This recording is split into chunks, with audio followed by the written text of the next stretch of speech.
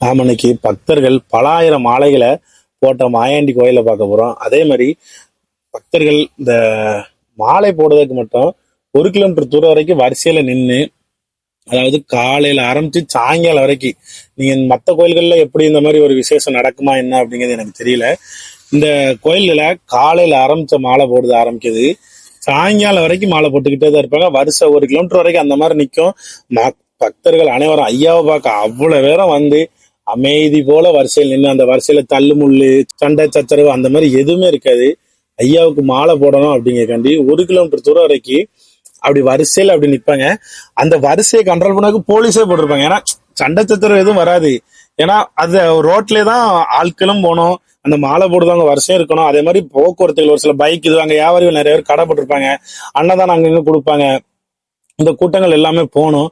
அந்த அளவுக்கு ஒரே ரோட்ல இவ்வளவு நடக்கு அப்படிங்கிறனால அதுக்கு ஒரு சின்னதா ஒரு போலீஸ் பாதுகாப்பு அந்த மாதிரி போட்டு, இது மற்ற ஒரு பகுதிகளில் எதுவும் நடக்குமா அப்படிங்கிறது எனக்கு தெரியல.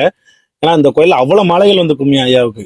ஏன் மாயாண்டி அந்த இடத்துல பாத்தீங்கன்னு வைங்களேன், அவ்வளவு அழகா அந்த மாயாண்டிக்கு மாலை போட்டு மாலை கழுத்தே அப்படி அந்த கருவறையும் நிமிந்து இருக்கும். அந்த அளவுக்கு இருக்கும் மாலை போடுற அளவுக்கு. அவ்வளவு கருவறையும் நிமிந்து மாலை எல்லாம் வெளியே அந்த கோயில்ல எல்லா கோயில்லையும் பந்தல் மட்டும் கோயில் முன்ன போட்டிருப்பாங்க. அந்த மேல அலங்காரங்கிறது பூவுல அந்த பந்தல் போடுறவங்களோ இல்ல வேற ஏதோ ஒரு டெக்கரேஷன் பண்ணுவாங்களோ வந்து போடுவாங்க. ஆனா நம்ம மாயாண்டி கோயில்ல எப்படி தெரியுமா, அதுல பந்தல் போட்டு மேல தட்டி வச்சு அடைச்சிருப்பாங்க. அடுத்து கயிறு கம்பு இதோ கெட்டி வச்சிருவாங்க உடல. எதுக்கு தெரியுமா? ஐயாவுக்கு வரத மாலையே அதுல தூக்கி போடுறதுக்கு. ஏன்னா அந்த அளவுக்கு மாலை வரும். ஐயாவோட கருவறை உள்ள நுமுந்துரும். மாலை வாங்கி போடுறதுக்கு மட்டுமே 4 பேர் 5 பேர் உள்ள நிப்பாங்க. உள்ள கருவறைக்குள்ள நிக்கிறது மட்டுமே 4-5 பேர், வெளியே இருந்து 2-3 பேர் வாங்கி கொடுப்பாங்க. லைன் அப்படி 1 கிலோமீட்டர் வரைக்கும் நிற்கும். நீங்க வேணாலும் வீடியோனாலும் பாருங்க, அந்த அளவுக்கு கூட்டம் இருக்கும். அந்த அளவுக்கு மாலைகள் வரும் ஐயாவுக்கு. மாயாண்டிக்கு மாலை அப்படி 4 பேர் வந்து வாங்கி போட எப்படின்னா நம்ம கொடுத்த மாலை அதுக்காண்டி வெளியே தொங்க விட மாட்டாங்க. ஐயாவுக்கு மாயாண்டி ஐயாவுக்கு போட்டுட்டு தான் அதுக்கப்புறம் தான் அந்த மாலைகளை அதுல ஒரு ஓரமா எடுத்து வச்சு உள்ள நுமுற மேல தொங்க விட ஆரம்பிச்சிருக்கீங்க. மேல அந்த பந்தல் படத்துல மேல பாத்தீங்கன்னாலே தெரியும். உள்ள மாலை கருவறைக்கு நின்று வாங்கி போடுறதுக்கே 4-5 பேர் உள்ள நின்று வாங்கி போடுவாங்கன்னு சொன்னேன். ஆனா அந்த உள்ள இருந்து கருவறைக்குள்ள இருந்து வெளியே எடுத்து அந்த பந்தல் மேல அந்த கம்பு கட்டிருப்பாங்க, கயிறு கட்டிருப்பாங்க, மேல மாலை தூக்கி போடுவாங்கன்னு தெரியுமா, அதுல வாங்கி போடுறதுக்கே ஒரு 10 பேர் கிட்ட நிப்பாங்க. அப்ப ஐயாவுக்கு எந்த அளவுக்கு நம்ம மாயாண்டியாவுக்கு மாலை வருது அப்படிங்கிறத நீங்களே பாத்துக்கணும். அதுக்கேற்றப்பல ஏன்னா இந்த ஊர் பகுதிகளில் நிறைய பேர் பூ கட்டி விற்கிறவங்க தான் நிறைய பேர் உண்டு. இந்த கோயில் எங்க இருக்கு அப்படின்னு பாத்தீங்கன்னா தென்காசி மாவட்டம் பெத்தநாடார்பட்டியில தான் இந்த மாயாண்டி கோயில் அமைஞ்சிருக்கு. நீங்க பாவூர்சத்திரம் பகுதிகளில் வந்து இல்ல தென்காசி பகுதியில் வந்து இங்க மாயாண்டி கோயில் எங்க அப்படின்னாலே முதல்ல எல்லாருக்கும் ஆகிறது நம்ம பெத்தநாடார்பட்டி மாயாண்டி ஐயா கோயில் தான். கோயில்ல வந்து சாமி ஆட்டம் இதெல்லாம் அந்த அளவுக்கு விசேஷமாலாம் இருக்காது. ஒரு நபரோ 2 நபர் தான் ஆடிட்டு இருப்பாங்க. ஆனா ஐயாவுக்கு போடுற மாலையை பார்க்கறதுக்கு கோடிக்கணக்கான பக்தர்கள் வருவாங்க. சுத்து வட்டார பகுதியில் இருக்க எல்லா மக்களுமே வருவாங்க. ஐயாவுக்கு அந்த ஊர் பகுதி மக்கள் மட்டும்தான் மாலை போடுவாங்கன்னு இல்லை. நம்ம மாயாண்டி ஐயாவுக்கு சுத்தி இப்ப பெத்தநாடார்பட்டியை சுத்தி இருக்க எல்லா கிராமங்கள்ல இருந்தும் வந்து மக்கள் வந்து ஐயாவோட மாலையை மட்டும் பார்க்கறதுக்கு அவ்வளவு கூட்டம் வரும். நீங்க அந்த ஊர் பகுதிகளில் கேட்டீங்கனாலே மாயாண்டி கோயில்னால என்ன விசேஷம் அப்படின்னா மாயாண்டியாவுக்கு உழுத மாலை தான் விசேஷம் அப்படிவாங்க. ஏன்னா அந்த அளவுக்கு மாலைகள் வந்து அங்க மலை போல குமிஞ்சுக்கிட்டே இருக்கும். மாலை உள்ள 4 பேர் வாங்கி ஐயாவுக்கு மேல போட்டு அதை எடுத்து தூர வச்சு திரும்ப அதை வெளியே அள்ளி அந்த பந்தல் மேல தொங்கிட்டுக்கிட்டே இருப்பாங்க. கிடாவுமே கோயிலுக்கு நிறைய விட்டுவாங்க. நான் போன நேரம் வந்து மதிய நேரம் தான். நீங்க இப்ப லைன்ல பாத்தீங்கன்னாலும் தெரியும், அப்படியே வரிசைக்கு அப்படியே லைன் 1 கிலோமீட்டர் வரைக்கும் நிற்கும். அவ்வளவு கூட்டத்துக்குள்ளேயும் பக்தர்கள் இவ்வளவு வெயிலுக்குல இதுல ஒரு இணலி அந்த மாதிரிலாம் எதுவுமே கிடையாது. முழுக்க வெயில். ஏன்னா ரோடு எப்படி இருக்கும், இணலாவா இருக்கும். ரோடு ஃபுல்லா வெயில்ல தான் இருக்கும். அந்த மாதிரி வெயிலுக்குள்ள நின்று பக்தர்கள் மாயாண்டியாவுக்கு மாலை போடுறதுல அவ்வளவு ஒரு ஆர்வம். ஏன்னா ஐயா அவ்வளவு வரங்களை அள்ளி கொடுப்பாரு. நீங்க ஐயாட்ட போய் நின்னாலே போதும், என்ன கேட்டாலும் சரி அந்த ஐயா அப்படி அள்ளி கொடுத்துட்டே இருப்பாரு. அதே மாதிரி அந்த ஊர் பகுதியில் உள்ள காவல் தெய்வமே அவர் தான். அடுத்து அந்த கோயில்களுக்கு இன்னொரு காரணம், மாலைகள் நிறைய பேருக்கான காரணங்கள் என்னன்னு பாத்தீங்கன்னா அந்த பெத்தநாடார்பட்டி மகிழ் அந்த மாயாண்டிய கோயிலை சுத்தி இருக்க ஒரு 2-3 ஊர்ல ஃபுல்லாவே ஒரு 100 பேர் இருந்தாங்கன்னு வைங்களேன், ஒரு 50 பேர் 60 பேருக்கு பூ கட்டி விற்கிறது, மாலை கட்டி விற்கிறது, அந்த மாதிரி தொழில் தான் அவங்களுக்கு முழுக்க. அது ஒரு காரணமும் சொல்றாங்க. அடுத்து அது கூட சரி, அந்த ஊர் பகுதி மக்கள் அந்த பூக்கட்டு தொழில் வச்சிருக்காங்க, அவங்க போடுறாங்க.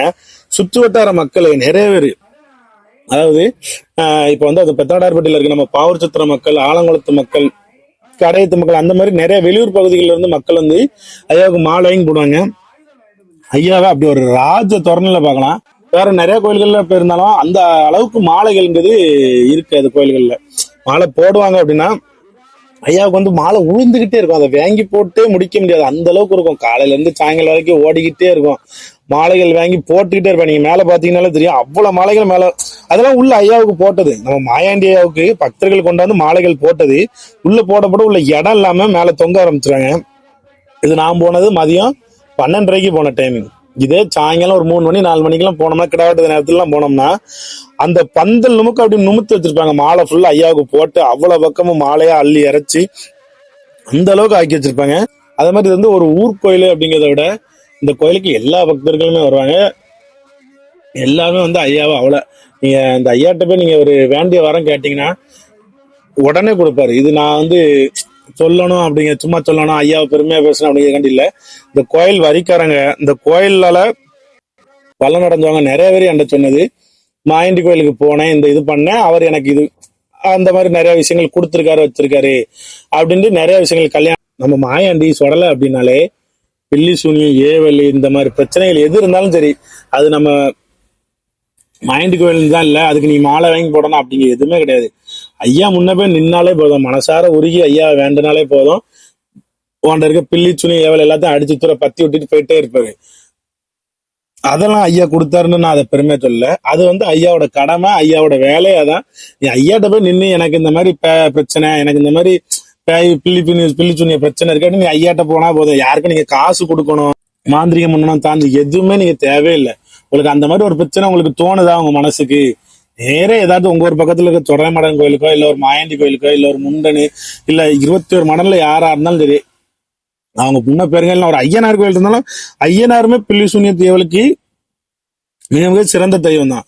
அதனால நீங்க அதுல யார்கிட்டனாலும் நீங்க போய் தெய்வத்தை மட்டும் வழிபடுங்க. அதை விட்டுட்டு இந்த ஒரு பூஜை பண்ணா சரியாரும் அந்த ஒரு பூஜை பண்ணா சரியாருன்னு சொல்லிட்டு யார்ட்டையும் காசு கொடுத்து ஏமாறாதீங்க. ஐயாட்ட போய் நில்லுங்க, எனக்கு இந்த பிரச்சனை இருக்கு அப்படின்னு சொல்லி நின்னாலே ஐயாவே உங்களுக்கு எல்லாத்தையுமே தீர்த்து வைக்கக்கூடியவரு. அடுத்து பில்லிச்சுனை ஏவல்லாம் நம்ம சொடலை ஐயா மாயாண்டியாவுக்கு தான் அது கட்டுப்பட்டு நிற்கும்.